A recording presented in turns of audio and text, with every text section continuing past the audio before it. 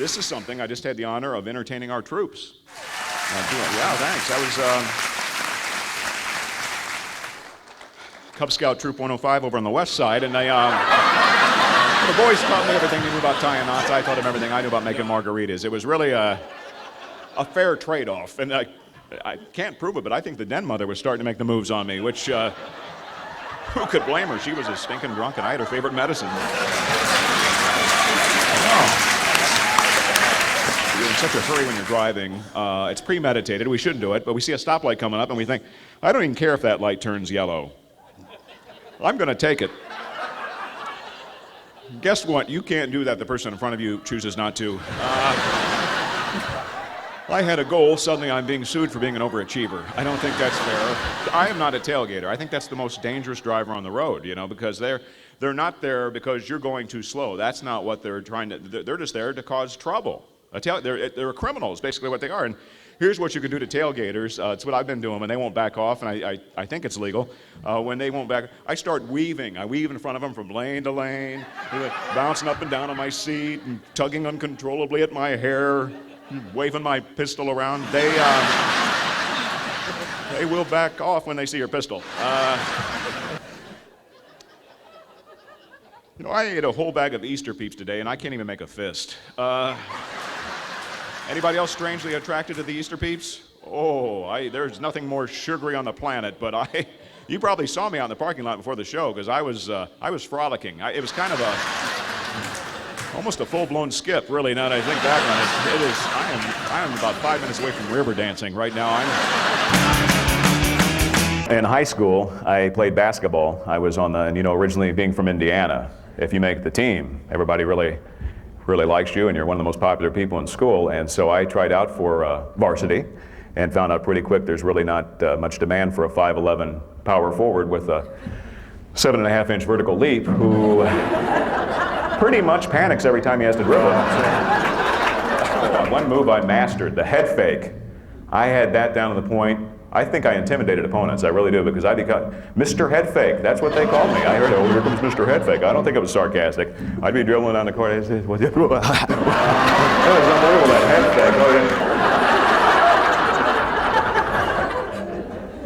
fake. I use the head fake pretty much on a daily basis. I really do. It can come in quite handy. I was at a four-way stop the other day, and you know that deal. 3 or 4 cars, you're all there about the same time. I know I don't like playing a little game with people. It seems to go on forever. You go, maybe I'll go. I don't even make eye contact anymore. I direct all right through that four-way stop. That's beating the system with the head fake. That's write that down. That's my message. Like I said, if I have a message and I'm beating, nobody's writing that down. So, all right. I'm Dave Dugan. What is a corporate comedian? Let's have a look. Old Webster's. Corporate comedian is a speaker entertainer who brings humor to your event. Clean, original comedy that injects some fun into a national convention, sales conference, awards banquet, annual dinner, holiday gathering. Oh, looky there, my photo's right next to the definition. It's not so much for you to see. And this corporate comedian also customizes some of the material to better fit your group and industry. Let's talk about what you guys want to for a while. I'm open to anything. Curriculum alignment, come on, distance learning, jigsawing, let's go. The night is young, baby, this is gonna get nuts. How about Pam Bailey? Is there a Pam Bailey here this evening? Now, usually what I do is I try to learn a lot about somebody just by talking to them, maybe shaking their hand, and how you doing? Now, okay, now I shake your hand, and I feel, Warren Central, okay. I'm thinking about 15 years of experience, maybe? 17. 17 years, okay. All right, don't correct me in front of company again. About 17 years. I'm feeling something very nebulous about you, something very evil. Math? You teach math? Okay, all right, okay, there you go. Math teacher, Warren Central, okay. These are great answers, Pam. Like I said, nobody goes away empty-handed. Let's see what I got for you this evening. I hope I have something. Okay, here's a Weston shower cap. There you go, that's Pam Bailey, everybody. All right, Pam, I get some. Anybody else here have a nurse? that when you get a shot, they actually think they have to describe the sensations you're going to feel when you get the shot, as if we've all felt that before. Why do they waste their breath? Well, first it's going to sting, and then it's going to burn. So I poked her in the eyes and slapped her. I said, so is this. I'm going to try to learn everybody's name before I get off stage tonight. I think this is the group I can do it with. What do we have in here? 200 people? 250? I think I can learn all your names, you know, and you can do certain things, little tricks, I call them. Like I had these neighbors, they really inspired this whole thing. These new neighbors told me their names 3 times. I couldn't ask them again. It would just be too embarrassing. So I started going through their mail, and I have a lot more confidence now when I see them out in the yard. Hey, current resident. What are you putting on your lawn, occupant? It sure is plush. Where's that little subscriber of yours? He's getting so big, let me hold him. Are you into the computer age? Oh, the kids and the crazy computers. They sound like somebody's papaw. Anyway, No, honestly, it took me a while to really feel comfortable to, I bought a computer years and years ago, but it sat in a box for like 7 years because I was intimidated. I thought I'm gonna have to learn things, maybe it's gonna, I'll mess it up. And then one day I thought, this is just crazy. I mustered up all the courage I had because I thought, this is nuts. I've got a Commodore 64 and a game of Zork just going to waste, so let's break it out. Sure, there's a lot of made-up stuff when it comes to the computer. Don't you think people are trying to make money everywhere they can? Like Y2K, that was some made-up mess, wasn't it? Did anybody else buy into the Y2K? Yeah. Did you, like me, feel foolish when it came up, finally the big moment, and you're sitting in a doorway, with a crank-up radio and bottled water and a can of beans? Why didn't somebody just come around the corner and say, you've been punked? Because I do take the risks. I'm telling you, matter of fact, I went through the drive-thru the other day, and I hate it when the person on the drive-thru speaker is really rude to you. Have you ever been on the receiving end of that? That's unnecessary, just because I wanted something special ordered. Now this guy's getting really rude. Here's what you can do when they're rude to you at the drive-thru. It's what I do. I usually play what I call the hot coin game. I usually have a lot of coins in the dash of my car, and on a sunny, hot day, they get piping hot, and that's how you pay for your order. That's sweet revenge. Sometimes I think they're tipped off and they see their handed exact change by a guy wearing an oven mitt, but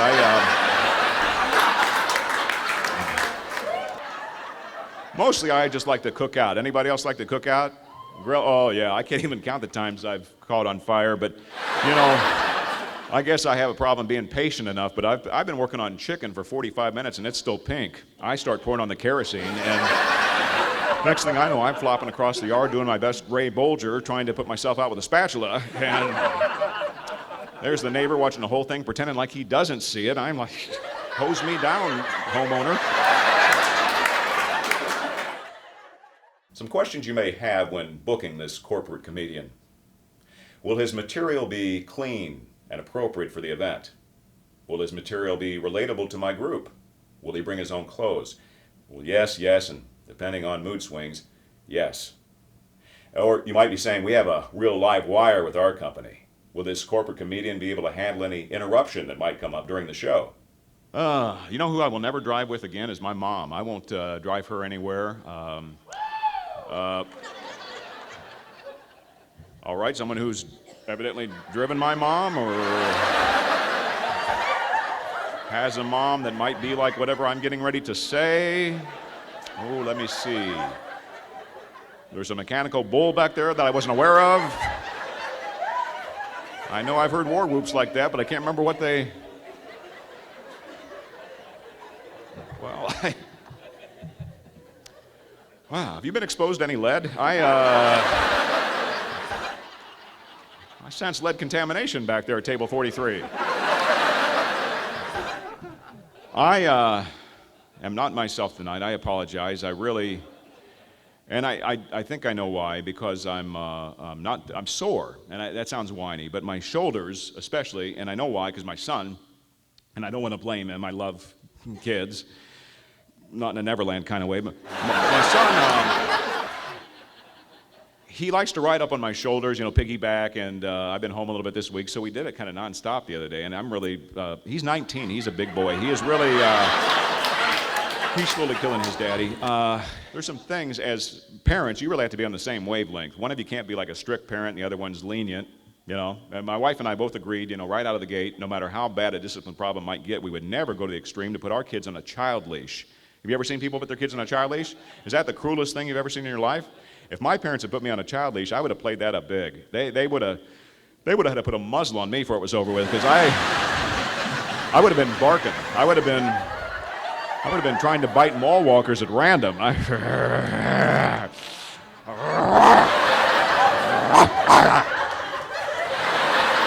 Tell us about the lambs, Clarice. Would have been a nut in my child leash. Whoa, you like impersonations? Oh, I wish I'd known that 75 minutes ago. We could have got right to it. I'm watching a show on TV Land, an old classic, Leave It to Beaver, the other night. Really studying Ward Cleaver. So I'd like to do my impersonation of Ward Cleaver if he were played by Jack Nicholson.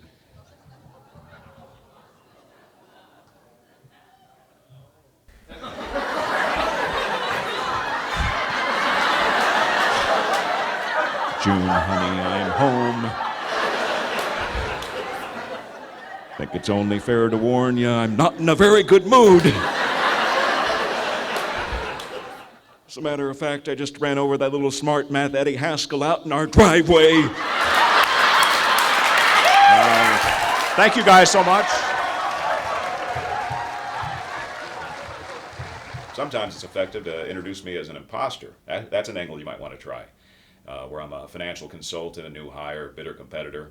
Please welcome Danny Daywood.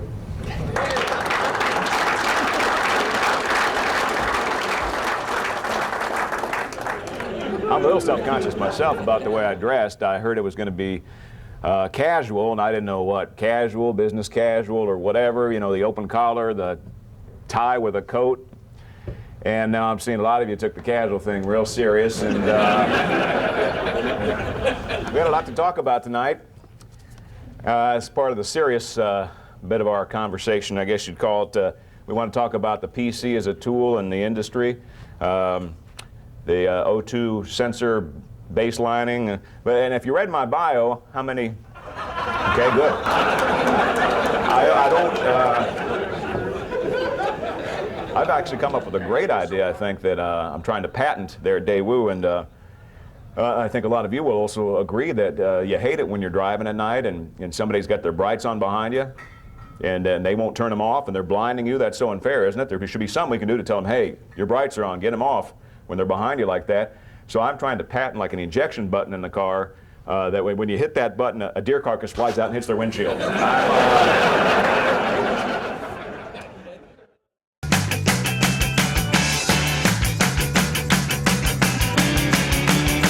Oh, here comes Mr. Headfake. I don't think it was sarcastic. I'd be dribbling down the court and say, that was unbelievable, that headfake. Oh, yeah.